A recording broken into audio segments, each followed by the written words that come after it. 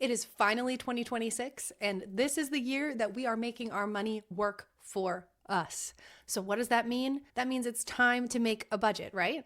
Wrong. We are not there yet. We are not ready for a budget. In this video, I am telling you 5 things that you need to do before you make your budget. And I believe in this so strongly. I think that if you don't know what your money is doing right now, where it's going, who you owe money to, you're not ready for a budget. So, in this video, we're going to talk about the things that you need to do before you make a budget. And then in the next video, we will talk about different types of budgets, what they look like, and if they are the right ones for you. So in case it wasn't super clear from the introduction, I really want us to take a minute, a little longer than a minute, and actually stop. I want us to do the following things before we start budgeting. Your budget is not going to make any sense and it's not going to work for you if you don't actually take the time to understand why you need a budget, what you're budgeting for, what your goals are, and what you're doing with your money right now. So I have this little dial over here to orient us throughout this little presentation that I put together. Once we get over to the full gauge, we are ready to put together a budget. And that will be my next video talking about different types of budgets and how they work. So number 1, I think it is imperative that everybody does an internal money inventory. I recommend doing this for at least one pay period, but ideally you want it to be one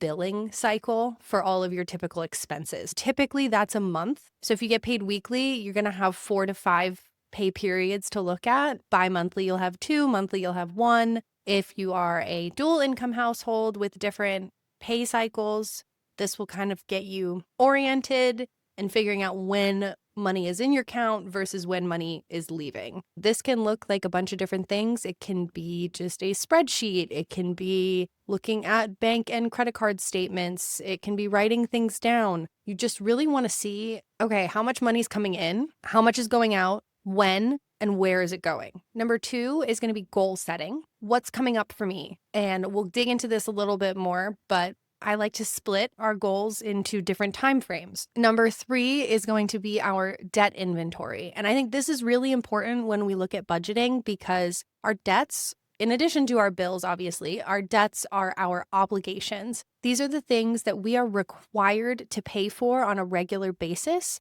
And if we don't, that hurts our credit. It could potentially lead to garnished wages. It's just really not a good time overall. So those are the things that we really need to understand what's happening with them. How much money do we owe? Who do we owe it to? Hence, who do I owe and how much? And at what point during the month is that coming out of my bank account? 4 is our expenses. So this is a little bit different than our debts, but really they go hand in hand. So we're doing an expense inventory as well. And really the big question here is what is fixed? What can we plan for? And what is variable? What changes depending on the time of year or usage or things like that? Lastly, before we make our budget, we need to decide what type of budget makes sense for me. And that's going to be all what my next video is about. So I'm going to lay out some typical types of budgets that people like to use, explain how they work, and talk through the pros and cons of those next week. So number 1, our internal inventory. The big ones here are going to be, what are my cash inflows? So what is my income every month? What sources do they come from?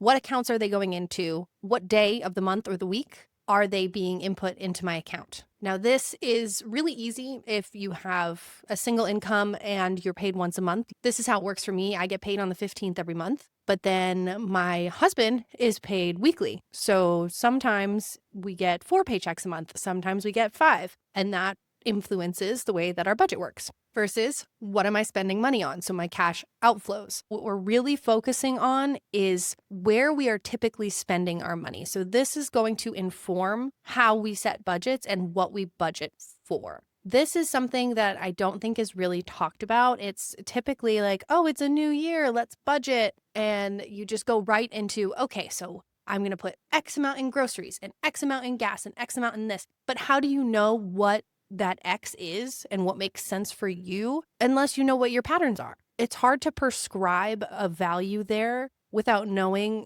For example, you don't know how much necessarily that you should be spending on groceries every month until you actually pay attention to what you're buying and how much it costs. If you look after this inventory and you realize, oh, I spent between my partner and myself $600 last month on groceries and we bought stupid crap and a lot of food went to waste. Maybe that $600 is too much. Maybe we should, when we build our budget, put $500 a month towards groceries. If you're spending $1,000 a month on clothes or, some discretionary expense, that's something that we need to know. And we also need to know, and this is a big one, are we spending more than we're taking in? If that's the case, then a budget is really going to be helpful for us. If it's not the case, then a budget's still going to be helpful, but it'll be a little bit more about optimizing where that extra is going. Remember, this is a data collection exercise. So we're not necessarily trying to change behaviors right now. We want to know what is typical, what makes sense, what is appropriate, also just what categories make sense for us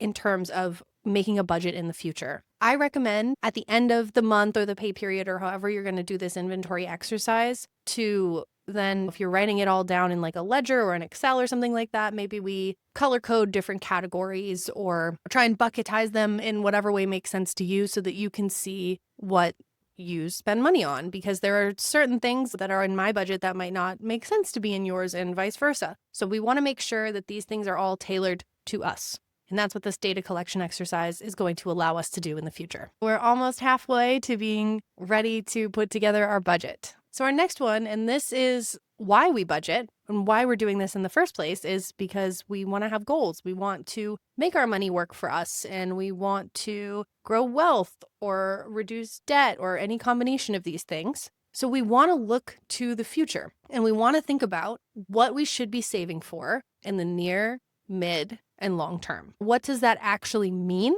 Near term is going to be this year.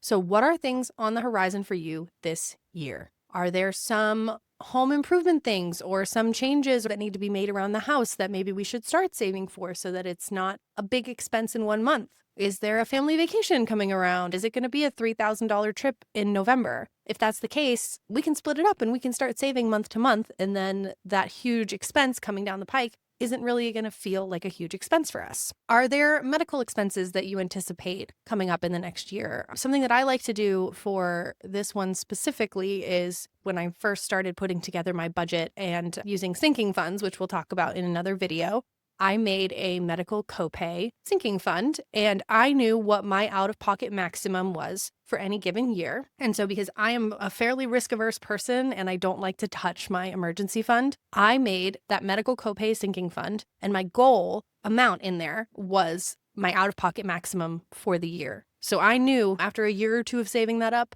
I'd be ready to pay for any copay, any prescription, or anything like that. That's kind of an extreme. I'm very much a planner. I love a budget. But I think that if you know that there's some medical expense coming in the near term, why not save for it? Midterm is a little bit further out. It's going to be 1 to 5 years. So do you have potentially childcare expenses that are coming up? Are you maybe getting serious with a partner and think that an engagement and a wedding is coming up? Do we have a 5-year-old car that we don't think might make it much longer? Those are all things that make sense to have savings goals for. And then finally, that long term. So 5+ years down the road, what are we planning for? What's important for us? So a handful of things that I have here, and this is obviously none of these are exhaustive lists. Are we thinking about buying a home? Should we have a down payment fund maybe in whatever future budget we put together? Are you going back to school? Do you have student loans? Do you have children that maybe you're planning to help with their college tuition? Do you have parents that are getting older and maybe are going to require some care or might want to live with you at some point in the future? Those are some things that we want to not lose sight of because they're a little further down. They're really big expenses. Another one that I think fits in here beautifully is our retirement. Do we want to retire early? Do we want to retire at all? What does that look like for us? And we can project out as far as we want. I want to retire in 20 years. I want to have X amount. So how much do I need to save this month and next month and the next month? Starting early, especially in any of these things where we could potentially be investing, is the biggest win and the biggest wealth builder that you can possibly have. Time is the biggest wealth builder. So as soon as you can get money into the market, you should do it. All right, we're over the halfway hump. This is probably the least fun, if you consider any of these fun, exercises on this list. However, I do think it's one of the most important. Debt inventory. Who do I owe and how much? Simple question, could be a complicated answer. So what I really want us to do, and this is going to come back to us in another video, is not just, oh, I owe on my house, I owe my student loans, and I have credit card debt, or whatever the answer is. I want it to be my Chase credit card is $3,218. My minimum payment is $120 a month, and my interest rate is 16.47%. I want all of that. And for the home, I have $252,000, whatever in debt. At a 6.25 interest rate, my monthly payment is $2,122, and I have, 260 months left on my term. I want it in either a notebook, a spreadsheet. I want it written down, because that is going to help us once we're ready to really start killing that debt. This is going to be your roadmap. Next one's our expenses. This one is a little less daunting, but might take a little bit more of a scavenger hunt to actually figure out what those regular and irregular expenses are. So like we talked about in the beginning, we're going to look at what's fixed versus what's variable. So what do we know down to the dollar and day, and we'll plan for that. What do we know is coming, and we know when, but we don't know how much. Now, something that I think is really important and can be easily forgotten are any sort of infrequent bills. So a couple that I can think of off the top of my head, I pay for car insurance twice a year. So I have my annual premium divided by 2, and I have 2 payments in, I think it's May and November,